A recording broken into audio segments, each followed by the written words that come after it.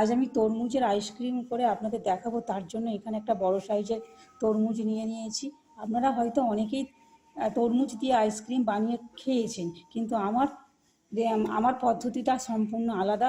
তাই আমার পদ্ধতিটা দেখার জন্য আমার আইসক্রিমের রেসিপিটা আপনারা ফলো করুন, কীভাবে বানাচ্ছি এবং কি উপকরণ দিয়ে বানাবো সেটা আপনারা দেখতে থাকুন। আর স্কিপ করবেন না, স্কিপ করলে বুঝতে পারবেন না। তরমুজের আইসক্রিম বানানোর জন্য আমি তরমুজটাকে এইভাবে কেটে নিয়েছি। দেখুন, দানাগুলো ফেলে দিয়েছি, ফেলে দিয়ে এইভাবে কেটে নিয়েছি। এবার একটু চাঁচার সাহায্যে এইভাবে চেঁচে নেবো আমি। এটা আপনারা মনে করলে মিক্সিতে মধ্যেও পেস্ট করে নিতে পারেন, কিন্তু আমি এইভাবে চেঁচে নিচ্ছি। এইভাবে চেঁচে নিলে খেতে আইসক্রিমটা ভালো হয়, এই জন্য এইভাবে চেঁচে নিচ্ছি। এটা খুব মিক্সড জলের মতন হয়ে যাবে না, কিন্তু এটা দাঁতে পড়বে আইসক্রিমটা খেলে, তাই খেতে ভালো লাগবে, না হলে মনে হবে জল আইসক্রিম খাচ্ছি। দেখুন, এইভাবে সবটা তরমুজ আমি এইভাবে চেঁচে নেব।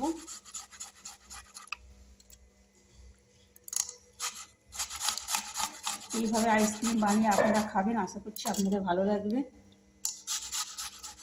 আইসক্রিম তৈরি এইভাবে আইসক্রিম সবাই বানায়, তরমুজের আইসক্রিমটা সবাই বানিয়ে খেয়েছেন, কিন্তু আমার রেসিপিটা সম্পূর্ণ একটু নতুন ধরনের। তাই আমার ভিডিওটা আপনারা দেখতে থাকুন প্রথম থেকে শেষ পর্যন্ত কীভাবে বানাচ্ছি।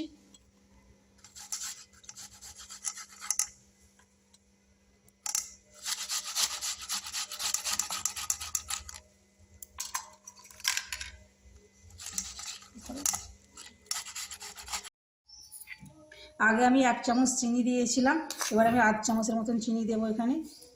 তরমুজটা যেহেতু মিষ্টি, সেহেতু বেশি চিনি লাগবে না এখানে। এবার একটা স্টিকের সাহায্যে আমি ভালো করে নেড়ে নেব। এটা মিক্সিতে করলে জলের মতন পেস্ট হয়ে যায়, সেই জন্য আমি মিক্সিতে করিনি। দেখুন, এটা কি ছিপে ছিপে ভাব আছে। এটা আইসক্রিম বানালে মনে হবে আমি তরমুজের আইসক্রিম খাচ্ছি, মানে মিক্সিতে পেস্ট করলে মনে হবে জল আইসক্রিম খাচ্ছি আমি। ওই জন্য আমি মিক্সিতে পেস্ট করিনি, এইভাবে পেস্ট করে নিয়েছি।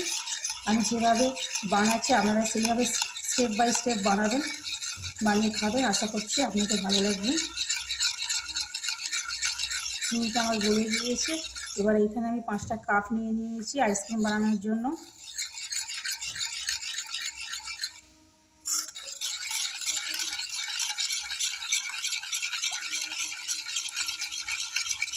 এইভাবে বেশ কিছুক্ষণ নাড়িয়ে নিতে হবে, চিনিটা গলে যাবে, না হলে চিনিটা ঢেলা ঢেলা হয়ে থাকবে।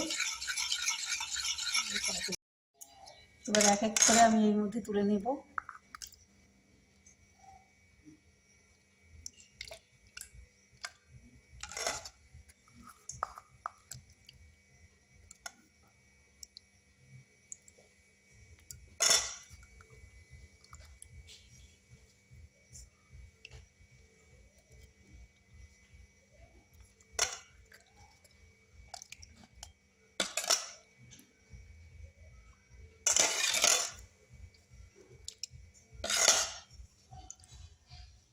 এবার এইখানে আমি এরকম সাইজের 5টা স্টিক নিয়ে নিয়েছি, এগুলোর মধ্যে আমি দিয়ে দেব। দিয়ে আমি ডিপ ফ্রিজের মধ্যে ঢুকিয়ে দেব, 5-7 ঘন্টা এইভাবে রেখে দেব। তারপরে আমি আবার ফিরছি, আপনাদের দেখাবো। দেখুন কত সুন্দর দেখতে লাগছে।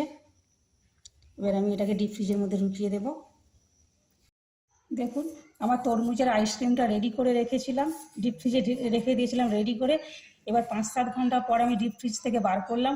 বার করার পরে আমি 5 মিনিট বাইরে রেখেছিলাম। দেখুন এবার ছেড়ে যাচ্ছে, কি সুন্দর দেখতে লাগছে। দেখুন,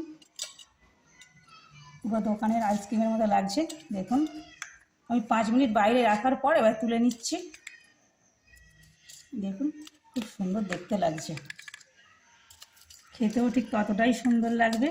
আপনারা এইভাবে বানাবেন, আশা করছি আপনাদেরও ভালো লাগবে। যদি ভালো লাগে লাইক, কমেন্ট ও শেয়ার করবেন এবং সাবস্ক্রাইব করে আমার পাশে থাকবেন। এবং নতুন নতুন রেসিপি পেতে আমার চ্যানেলটিকে অবশ্যই সাবস্ক্রাইব করবেন।